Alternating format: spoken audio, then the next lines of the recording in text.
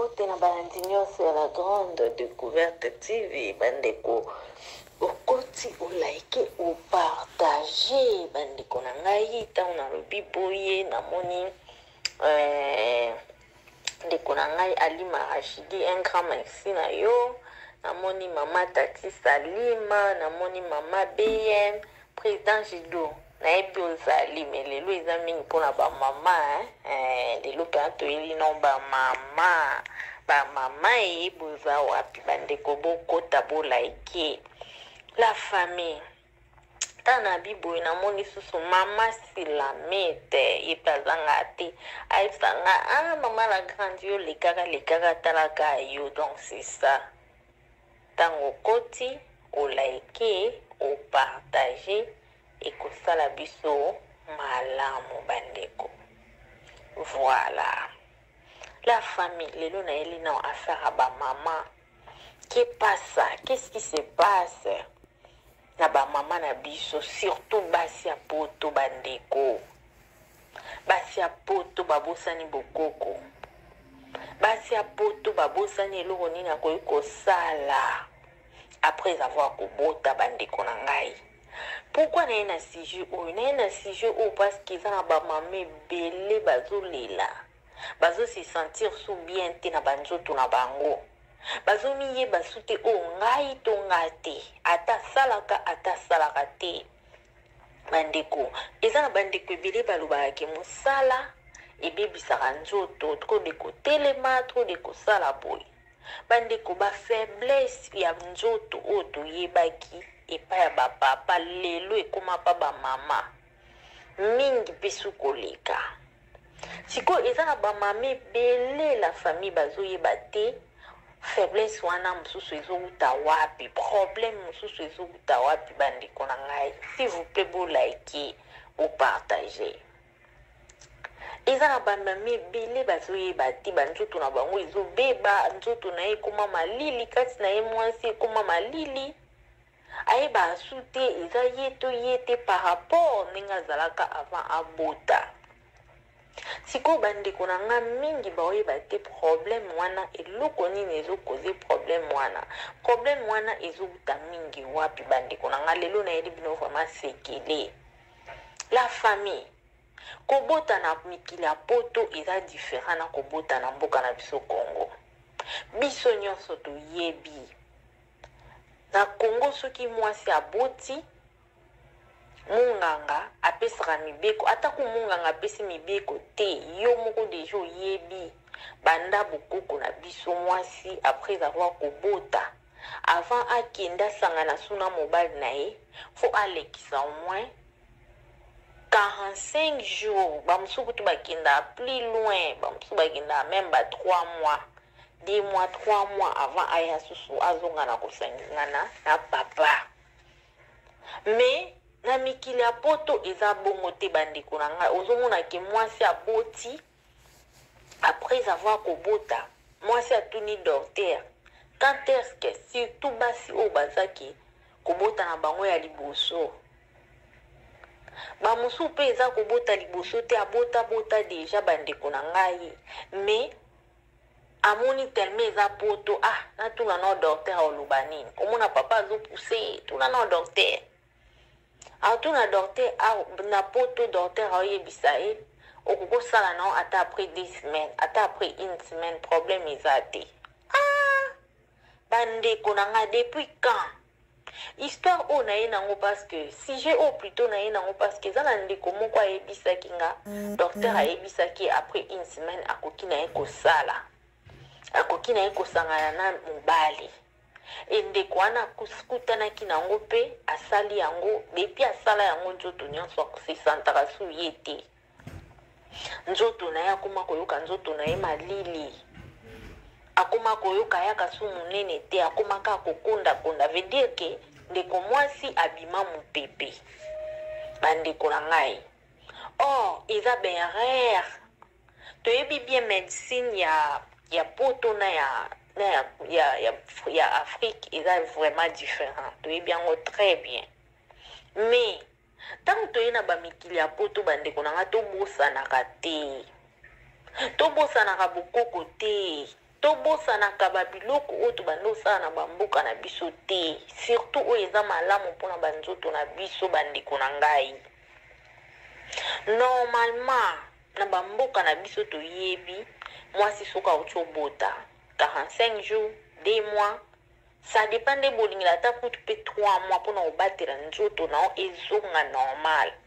Et puis moi si après avoir kobota sokolaka betaka mai ya moto bandeko na ngai, mai ya moto après avoir kobota kozangisaka yango te. Moi si auti obota sans césarienne akangaka libumu bandeko na nga. Lelo tokomi omona bato bakomi ka BBL, soki BBL, soki BBL. La famille, oui BBL c'est bon. Est-ce que oyebi conséquence ya BBL wana? Oyebi conséquence nango? Eza na bandeko ebele bazokuma na malformation après avoir kobota bia esa nango eloko te, akangi libumu te. Après avoir kobota sokoli na ye mai ya moto te, aza na ye kuna te. Or bazoyeba te bazomibebisa. Allez, okovanda bongo après temps molai omona mobali oyo kosusu elengi te bandeko na ngai. Émission lelo vraiment analyse à lelo tosala vraiment toyekaka juste po tosoa na bamama bandeko. Okovanda après temps omona boye papa alobi plus jamais yo sute kaka boye olali olamuki papa obi alingi yo sute. Nasali nini mosusu okomprendre te. Po eza na mibali mosusu baza na nko bandeko na ngai amoni yo na baproblème na nzoto na yo me oyebisa yo te ke mama ya mikolo vraiment en tout cas na oyoko bien te. Mibali ebele basala yango te bandeko na ngai, je vous dis. Mibali ebele basala yango te. Mais eza na mibali mosusu mpe ya malamu oyo balobaka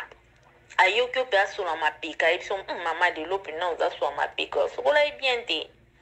Ayoki osola monoko yebiso mpena mama lelo nini yango olala nde nini osokola ye monoko no bien te. Mibali ebele basala yango, mais eza mpe na mibali ebele basala yango te. Papa mosusu aza wana bosala ye makambo na bino oyebiso mama lelo vraiment na sentir na ngai yo te. Ndenge moko mpe pa basi mosusu soki butu wana asantaki ne journée wana asantaki ne papa te aoyebisa ye mpe na vérité ke papa nga vraiment lelo namoni oza na problème na osala elo tangawisi to na osala elo boye nayebi te problème nini en tout cas na sentir elo te. Ndenge moko mpe pa bamama. Mais eza na mibali mosusu akoyebisa yo te, akomotaluka mosika akomotaluka sikoyo yo mwasi mpe oyebi te, ozoyeba te, ozomona ka nyonso eza normal. Or ozoyeba te ki papa ndenge bandaki kosanti oyo liboso na sikoyo ekomi biloko mibale différent. Yango bamama tosala très attention. Oboti na poto yebaka akete biso na Afrique mai ya moto nde tobetaka mai ya moto. Biso na Afrique après avoir kobota te avant sangana na papa funa lekisa au moins 45 jours au moins 2 mois pour na zongisa nzoto na nga po nzoto na nga ezonga normal bandeko. Presango ya nini tozala apprécier te toyebi ke moko mama mosusu raisonner so na pesi te okende wapi naza na choix te na pesi. Oui oza na choix te pour le moment, alors lobby et après lobby osuka ndeni soki papa siko azosentir so eloko te okeli banda yo siko osuka ndeni. Mais akobosana ke yo opesaki mpo anini otalaki ke ya okende wapi. Mais ntango ekebebela yo akoloba eloko te ye wana akeluka manchoni na ye, ye wana akeluka Hélène, ye wana akeluka Mariam, ye wana akeluka intel bandeko na ngai. Yango fo tosala très très attention. Toyeba kobatela banzoto na biso, toyeba koentretenir banzoto na biso bandeko na ngai. Mwasi après avoir kobota sokola mai ya moto, beta mai ya moto. Kolanda mundele te bandeko na ngai, mindele bana culture na bango. Biso pe toana ba culture na biso bandeko na ngai, banzoto na bango na biso. Prevane, banzoto mibali na bango na banzoto mibali na biso eza différent. Banzoto na bango pe na biso eza différent bandeko. En tout cas, faut tosala vraiment très très attention. Maman, outi kobota, ezala kobota ya liboso, ezala mibali ya misato, surtout na mikolo ya poto. toyebi bien tozana bana misala te tozana ba mama te oba kosukola biso nde na mboka na biso ezalaka mwasi auti obota omona mama ye wana tout temps aza wana azobeta mama mwasi ma ya moto na bamboka mikila poto en tout cas biloko wana eza mwa pasi mikila poto eza bamboka mwa mingi ya bana na bana mais quand même mwa notion wana tozwa na bamboka na biso ke ntango auti obota sukola ma ya moto beta bamai na yo ya moto s'entretenir zwa nzoto na yo zwa soin ya nzoto na yo po ke lobilobi papa akima yo te bandeko na nga zwa soin ya nzoto na yo zwa ta na yo sola na papa en tout cas please papa ndenge na aboye fotikela nga na ntan nabongisa nzoto tala na ocho boteli mwana kitoko na boteli yo limbisanga vraiment pesanga